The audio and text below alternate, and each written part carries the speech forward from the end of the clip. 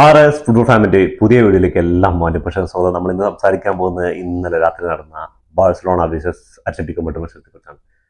മത്സരത്തിൽ 3-1 Barcelona വിജയിച്ചിരിക്കുകയാണ്. Camp നൂവിൽ വെച്ചുള്ള മത്സരത്തിൽ അത്ലറ്റിക്കോ മാഡ്രിഡ് ഒന്നല്ലാതാക്കിയിട്ടാണ് അവർ ആ വിജയം സ്വന്തമാക്കിയത്.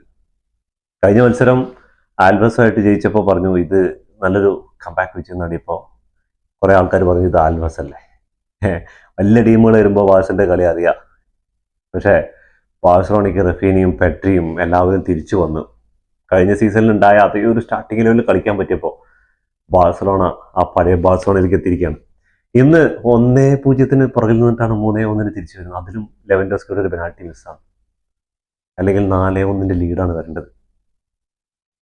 അപ്പോൾ മൊത്തം ഇന്നത്തെ ഒരു ഇമ്പാക്റ്റ് എന്ന് പറഞ്ഞാൽ റഫീനി തന്നെയാണ്. 60 മിനിറ്റ് കളിച്ചിട്ട് കഴിഞ്ഞ കളിയിൽ മാൻ ഓഫ് ദി മാച്ച് നേടി. ഇന്ന് ഫസ്റ്റ് സമനില പിടിക്കുന്നത് റഫീനയുടെ സുന്ദരമായ ഒരു ഗോളാണ്, പെഡ്രിയുടെ അസിസ്റ്റിൽ നിന്നിട്ട്. അപ്പോൾ ചങ്ങായി ആ ഫസ്റ്റ് ഹാഫ് മുതലേ പ്രസ് ചെയ്യുന്നുണ്ട്. ടീം അംഗങ്ങളോട് നിങ്ങളും പ്രസ് ചെയ്ത് കയറി വരാൻ വേണ്ടി പറയുന്നുണ്ട്, ചീത്ത പറയുന്നുണ്ട് യമാലിലേക്ക് കയറി വന്ന് പ്രസ് ചെയ്യാൻ വേണ്ടി പറഞ്ഞിട്ട്. അപ്പോൾ ഏറ്റവും വലിയ ഡിഫെൻഡിങ് എന്ന് പറഞ്ഞാൽ അത് അറ്റാക്ക് ചെയ്യലിനാണ്, എതിർ ടീമിനെ പ്രസ് ചെയ്യുക. അത് കഴിഞ്ഞ സീസണിലൊക്കെ കണ്ടതാണ്. നമ്മൾ കഴിഞ്ഞ സീസണിൽ ഒരുപാട് സീസണുകളിൽ 2-3 ഗോളിന് പുറകിൽ പോയിട്ട് അവസാന വിസിൽ മുഴങ്ങുമ്പോൾ വിജയിച്ചിട്ടാണ് ബാഴ്സലോണ കയറിയിട്ടുള്ളത്. അപ്പോൾ അതിൻ്റെ മെയിൻ കാരണം എന്ന് പറഞ്ഞാൽ ഇനിഗോ മാർട്ടിനസും റഫീനെ പോലെയുള്ള പ്ലേയേഴ്സാണ്. അവരുടെ ആ ഒരു സ്പിരിറ്റാണ് ആ ബാഡ്ജിന് വേണ്ടിയിട്ട്. ആ ഗോൾ അടിച്ച് റഫീനെ ആ ബാഡ്ജിൽ ബാഴ്സലിൻ്റെ ബാഡ്ജിൽ ഇങ്ങനെ കുത്തിയിട്ട് പറയുന്നുണ്ട്. ചങ്ങായിയുടെ ഇമ്പാക്ട് തന്നെയാണ് ഫസ്റ്റ് ഹാഫിൽ നോക്കി കഴിഞ്ഞാൽ മനസ്സിലാക്കാൻ പറ്റും. ഫസ്റ്റ് ഹാഫ് ഒരു 15 മിനിറ്റ് വരെ കളി മന്ദഗതിയിലായിരുന്നു. രണ്ട് ടീമും ഇങ്ങനെ പരിങ്ങിയിട്ട് ഒരു അറ്റാക്കിങ് അങ്ങനെയൊന്നും ഇല്ലാതെ ഇങ്ങനെ പോകുമായിരുന്നു. ഫസ്റ്റ് ഗോൾ ബാഴ്സലോണയ്ക്ക് വീഴുന്നതും അതൊരു ഓഫ് സൈഡ് ട്രാപ്പ് ബീറ്റ് ചെയ്തിട്ടാണ് ആ ഗോൾ വീഴുന്നത്. അപ്പോൾ ആ ഗോള് വീഴുന്നാണെങ്കിൽ അതിനെ ഡിഫെൻഡ് ചെയ്യാൻ വേണ്ടി വരുന്നത് മിഡ്ഫീൽഡ് കളിക്കുന്ന എറിഗാസിയാണ്. കുബാർസിയും ജെറാർഡ് മാർട്ടിനൊക്കെ ഓടി എത്തുന്നേ ഉള്ളൂ, പക്ഷേ ഡിഫെൻഡ് ചെയ്യാൻ പറ്റുന്നില്ല. ഗോൾ കീപ്പർ ഗ്രാസിനെ കബളിച്ചുകൊണ്ട് അത് ഗോൾ പോസ്റ്റിൻ്റെ ഉള്ളിലേക്ക് പോവാണ്. ഓഫ്ലൈനാണ്, ഓഫ് സൈഡാണെന്ന് വിചാരിച്ച് അത്ലറ്റിക്കോ മാഡ്രിഡ് പ്ലേയേഴ്സൊക്കെ ഒരു സന്തോഷപ്പെടണമെന്നില്ല, അത് നോർമലായിട്ടുള്ള ഒരു ഓഫ് സൈഡാണെന്ന് കണ്ട് വിട്ടു. പക്ഷേ വാർ ചെക്ക് ചെയ്തപ്പോൾ അത് സൂപ്പർ ഓഫ്ലൈൻ ട്രാപ്പ് ബീറ്റ് ചെയ്യുന്നതായിരുന്നു അത്ലറ്റിക്കോ മാഡ്രിഡിൻ്റെ ഭാഗത്തുണ്ടായത്. അങ്ങനെ ഫസ്റ്റ് ഹാഫിൽ 19-ാം മിനിറ്റിൽ തന്നെ അത്ലറ്റിക്കോ മാഡ്രിഡ് ലീഡ് നേടുകയാണ്. പിന്നെ കളി ബാഴ്സലോണ ഗിയർ മാറ്റി, എങ്ങനെയും തിരിച്ചടിക്കണം, ജയിക്കണം എന്നൊരു ആവേശത്തിലായി കളി മാറല്. അങ്ങനെ നോക്കിക്കഴിഞ്ഞാൽ ഒരു സൈഡിൽ യമാൽ, ഒരു സൈഡിൽ റഫീനിയ, ലെവൻഡോസ്കി. പക്ഷെ എനിക്ക് ഇന്നത്തെ ഒരു പെർഫോമൻസിൽ നോക്കിക്കഴിഞ്ഞാൽ ഏറ്റവും മോശം വേസ്റ്റ് പെർഫോമൻസ് പറഞ്ഞാൽ ലെവൻഡോസ്കിൻ്റെ. ഓൽമോനൊക്കെ ഞാൻ പ്രതീക്ഷിക്കുന്നത് എന്തായിരിക്കും, പക്ഷെ ഓൽമോക്ക് എന്ന് കിട്ടില്ല പെർഫോമൻസ് ആയിരുന്നു. എണ്ണി പറയണ്ട എല്ലാ പ്ലേയേഴ്സും. ഒരു വശത്ത് ലെവൻഡോസ്കി ഏറ്റവും പുവർ പെർഫോമൻസ് വെച്ചപ്പോൾ ഒരു പെനാൽറ്റി മിസ് ചെയ്തു. ഒരു സൂപ്പർ ഹെഡർ യമാലിന്റെ ഒരു അസിസ്റ്റ് കൊടുത്തതാണ്, അത് ഒബ്ലാക്ക് സേവ് ചെയ്തു. അങ്ങനെ ഫസ്റ്റ് ഹാഫിൽ എന്ന് പറഞ്ഞാൽ ലെവൻഡോസ്കി എന്ന് പറഞ്ഞാൽ ഫുൾ ഓഫ് ദ ബോളിൽ ഇങ്ങനെ സീറോ, വെറുതെ നിൽക്കുക, ബോള് വരുന്ന കാത്ത് നിൽക്കുക, ഒരു പ്രസ്സിങ് ഇല്ല, ഒന്നുമില്ല, അങ്ങനെ നിൽക്കുന്നുണ്ട് ഗ്രൗണ്ടിൽ. എന്തായാലും അടുത്ത സീസണിൽ ലെവൻഡോസ്കിക്ക് പകരക്കാരനെ കണ്ടുപിടിച്ചേ പറ്റും ബാസിക്ക്, അതിൽ യാതൊരു സംശയമില്ല. പിന്നെ ഒരു പ്ലെയറുടെ കളി മോശം എന്ന് പറഞ്ഞാൽ യമാലിന്റെ ആയിരിക്കും. ഫസ്റ്റ് ഹാഫിലൊക്കെ ഭയങ്കര മോശമായിട്ടുള്ള കുറേ ട്രിബിളിങ്ങളൊക്കെ അവർ വിൻ ചെയ്യുന്നുണ്ട്, ഡ്യൂലൊന്നും വിൻ ചെയ്യാൻ പറ്റാതെ പ്രയാസപ്പെടുന്നൊരു യമാലിനെയാണ് കണ്ടത്. ഒരു അസിസ്റ്റ് കൊടുക്കാൻ നല്ല സുന്ദരമായ ഒരു അസിസ്റ്റ് ലെവൻഡോസ്കി കൊടുത്തതൊക്കെ ശരിയാണ്. ഗോളിനും കുറെ അറ്റംപ്റ്റുകൾ നടത്തിയത്, പക്ഷേ ആളുടെ ഫുൾ ആൻഡ് ഫുൾ അല്ല എടുത്തിരിക്കുന്നത്. കുറെ മിസ് പാസുകൾ, അതേപോലെ കുറെ ട്രിബിളിങ് വിൻ ചെയ്യാതെ കഴിഞ്ഞു പോയൊരു അവസരങ്ങളൊക്കെ ഉണ്ടായിട്ടുണ്ടായിരുന്നു. കുറച്ച് ഇമ്പാക്ട് ഉണ്ടാക്കാൻ പറ്റില്ല. ആളുടെ ആ ഒരു പെനാൽറ്റി ബോക്സിന്റെ സൈഡിൽ വന്നിട്ടുള്ളൊരു ക്രോസ് ബോക്സ് ചെയ്ത് അത് എല്ലാ ഡിഫൻഡർമാരും ഇപ്പോൾ പഠിച്ചു തുടങ്ങി. അത് കാരണം അത് പെട്ടെന്ന് ബ്ലോക്ക് ഇടാൻ നോക്കുകയാണ്. കുറെ നല്ല സുന്ദരമായ നിമിഷങ്ങളൊക്കെ ഉണ്ടായിട്ടുണ്ട്. പക്ഷെ ഇന്നത്തെ കളിയിൽ ഓൾമോ, റഫീനിയ, പെഡ്രി, അതേപോലെ എടുത്തു പറയേണ്ട ബംഗാളി നമ്മുടെ എറിക് ഗ്രാസിന്റെ കാര്യം. ആളിന്ന് മിഡ്ഫീൽഡർ റോളിലാണ് കളിച്ചിരിക്കുന്നത്. മിഡ്ഫീൽഡർ റോളിലാണ് ഫസ്റ്റ് ഹാഫിൽ കളിക്കുന്നത്. ഓൾമോ അറ്റാക്കിങ്ങിലും ഡിഫൻസിലാണ് പെഡ്രിയും അതേപോലെ എറിക് ഗ്രാസിയും കളിക്കുന്നത്. അപ്പൊ എന്തായാലും ഈ ചങ്ങായിക്ക് ഏത് position, left back, right back ആണെങ്കിൽ റൈറ്റ് ബാക്ക്, അതേപോലെ സെന്റർ മിഡ്ഫീൽഡ് ആണെങ്കിൽ അതും, അതേപോലെ സെന്റർ ബാക്ക് ആണെങ്കിൽ സെന്റർ ബാക്ക്, ഏത് പൊസിഷനിലും ആണെങ്കിൽ കളിക്കും. ഇനി സ്ട്രൈക്കർ റോൾ മാത്രമേ കളിക്കാനുള്ളൂ, ബാക്കി എല്ലാ പൊസിഷൻ ഏകദേശം കളിച്ചിട്ടുണ്ട്. അപ്പോൾ ബാൽഡയുടെയും കുണ്ടയുടെയും പ്രകടനമൊക്കെ എടുത്ത് കഴിഞ്ഞാൽ അതിഗംഭീരം. ഞാൻ വിചാരിച്ചൊന്ന് ബാൽഡയ്ക്ക് ആയിരിക്കും മാൻ ഓഫ് ദി മാച്ച് കിട്ടുമെന്ന് വെച്ചു. പക്ഷെ ഇന്നും രണ്ടാമത്തെ കളിയിലും ഗോൾ അടിച്ച്, ഫസ്റ്റ് കളിയിൽ 2 അസിസ്റ്റ് കൊടുത്തു, രണ്ടാമത്തെ കളിയിൽ ഗോൾ അടിച്ച് ചങ്ങായി മാൻ ഓഫ് ദി മാച്ച് ഒന്നും തൂക്കിയിരിക്കുകയാണ്. റഫീനയുടെ കാര്യമാണ് പറയുന്നത്. ഈ ചങ്ങായി വന്നൊരു ഇമ്പാക്ട്. അതേപോലെ കാണികളോട് പറയാണ് സൗണ്ട് പോരാ, നിങ്ങൾ സൗണ്ട് ഉണ്ടാക്കി, ഒരു ഗോളിന് പുറകിൽ നിൽക്കുമ്പോഴാണ് പറയുന്നത്. അപ്പോൾ ആ ചങ്ങായിയുടെ ആറ്റിറ്റ്യൂഡ് ഒന്ന് മനസ്സിലാക്കണം. പിന്നെ എല്ലാവരും ആ റഫീനയുടെ നിർദ്ദേശമനുസരിച്ചുള്ള കളി തുടങ്ങി. ക്യാപ്റ്റൻ പാറ്റ് കെട്ടിയിട്ട് ആ ഒരു എനർജി ഇന്നത്തെ ബാൽഡയുടെ കളി കാണുമ്പോൾ അതുപോലെ കൊണ്ടേ അത്യാവശ്യം നല്ല പെർഫോമൻസ് നടത്തിയിട്ടുണ്ട്. ഞാനൊന്ന് വിചാരിച്ചു ബാൽഡേക്കായിരിക്കും, ബാൽഡെ വിങ്ങുകളിലൂടെ നിന്ന് കയറി വന്ന കാര്യങ്ങളും കുറെ ചാൻസുകൾ കിട്ടിയിട്ടുണ്ടായിരുന്നു.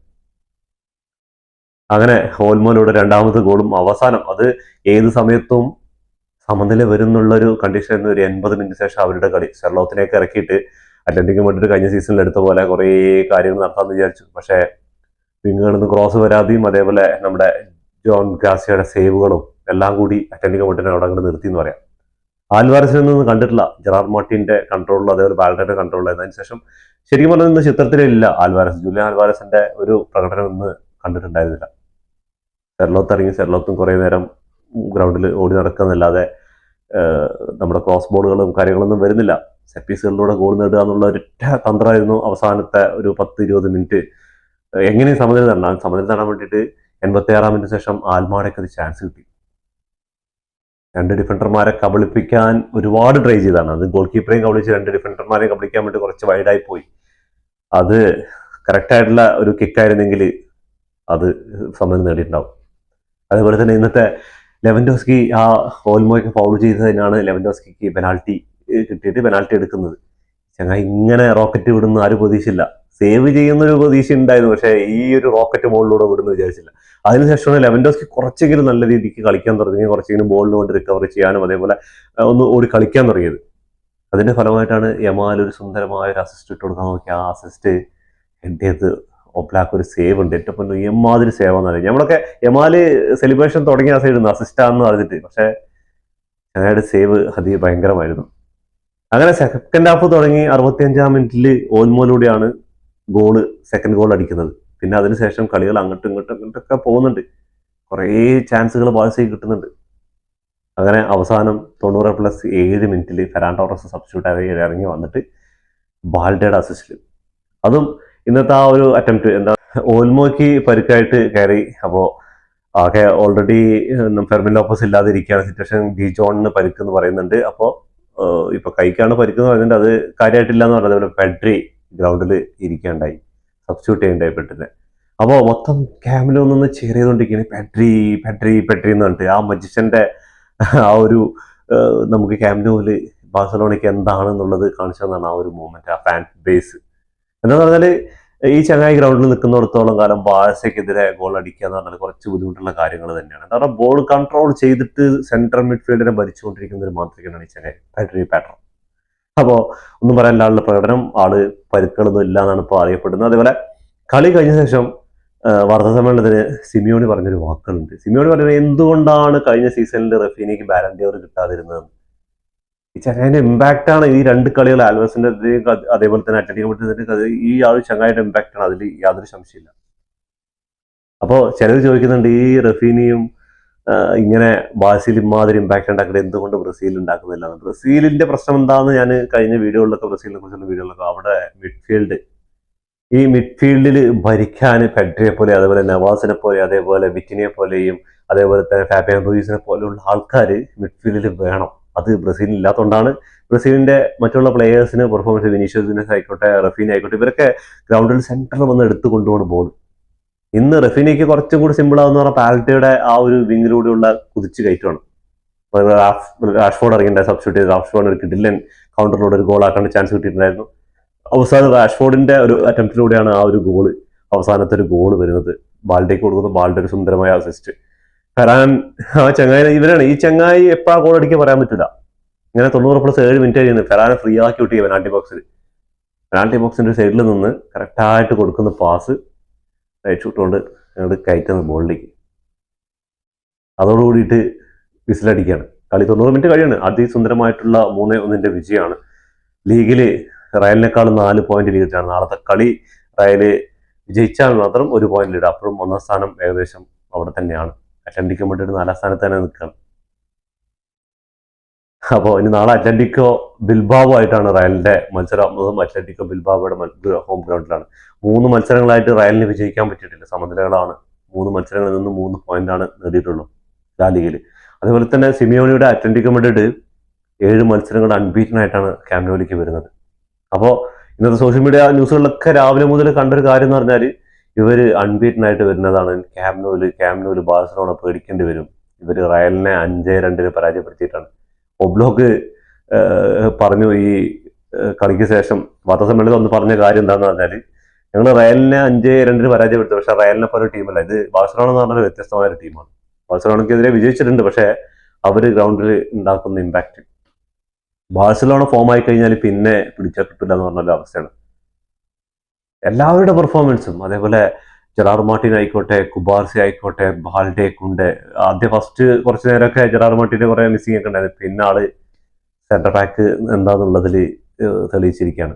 അതേപോലെ ക്രിസ്ത്യൻസിനൊക്കെയാണ് അവസാനത്തെ സബ്സ്റ്റിറ്റ്യൂട്ടൊക്കെ എനിക്ക് ഭയങ്കര ഇഷ്ടപ്പെട്ടു. എന്താന്ന് പറഞ്ഞാൽ അവസാനം ഇവര് സെറ്റ് പീസുകളിലൂടെ ഗോൾ നേടാൻ എന്നുള്ള കാര്യം ഉറപ്പാണ്. സെർലോത്തിനൊക്കെ ഇറക്കി കഴിഞ്ഞ പ്രാവശ്യമൊക്കെ പണി കിട്ടും. ആ പണിയൊക്കെ കറക്റ്റായിട്ട് അനുസരിച്ച് മനസ്സിലാക്കിയിട്ട് ക്രിസ്ത്യൻസിനെ സബ്സ്റ്റിറ്റ്യൂട്ട് ചെയ്യുന്നുണ്ട്. അതേപോലെ വേറെ കുറച്ച് സബ്സ്റ്റിറ്റ്യൂഷനൊക്കെ അവസാനം വരുന്നുണ്ട്. യമാലിനെ കയറ്റുന്നുണ്ട്, പെഡ്രി, ഓൾമോ എല്ലാവരെയും ഇത് ചെയ്ത് ലെവൻഡോസ്കിനെ സബ്സ്റ്റിറ്റ്യൂട്ട് ചെയ്യുന്നുണ്ട്. റാഷ്ഫോർഡൊക്കെ പുറകിലോട്ട് വന്ന് കളിച്ച് അങ്ങനെ ഒരു ഇതുണ്ട്. ഫെറാൻ മാത്രമാണ് അവസാനമായിട്ട് അറ്റാക്കിങ്ങിന് പോയിട്ടുണ്ട്. ബാക്കി എല്ലാവരും ഡിഫൻസിനെ സപ്പോർട്ട് ചെയ്തിട്ടുണ്ട്. അതിൽ തന്നെ കുറെ 2-3 കൗണ്ടറുകൾ കിട്ടിയിട്ടുണ്ടായിരുന്നു. ആൽമാഡയുടെ ആ ഗോള് ശരിക്കും അതൊരു ഗോൾ ആക്കിയിരുന്നെങ്കിൽ, ആൽമാഡയ്ക്ക് കഴിഞ്ഞിരുന്നെങ്കിൽ ചിലപ്പോൾ 2-2 സമനില അല്ലെങ്കിൽ കളിക്ക് റിസൾട്ട് തന്നെ പറയായിരുന്നു തന്നെ. അതിസുന്ദരമായ ഒരു ചാൻസ് ആയിരുന്നു കിട്ടിയത്, അത് മിസ്സാക്കിയത്. അതേപോലെ ടീം വർക്കായിട്ടുള്ള ആ ഒരു ഗോൾ വന്നത്, ഓൽമോയുടെ ഗോള് അത്രയും സുന്ദരമായിട്ട് പെഡ്രയിലും അതേപോലെ ലെവൻഡോസ്കിയും അതേപോലെ റഫീനിയും എല്ലാവരും കൂടിയിട്ട് ചേർന്നിട്ടാണ് അവസാനം ഓൽമോ ആ ഗോൾ സ്കോർ ചെയ്യുന്നത്. ഓൽമോ ഇപ്പോൾ കഴിഞ്ഞ കളിയിൽ 2 ഗോൾ സ്കോർ ചെയ്തിട്ടുണ്ട്, ഈ കളിയിലും ഗോൾ സ്കോർ ചെയ്തിട്ടുണ്ട്.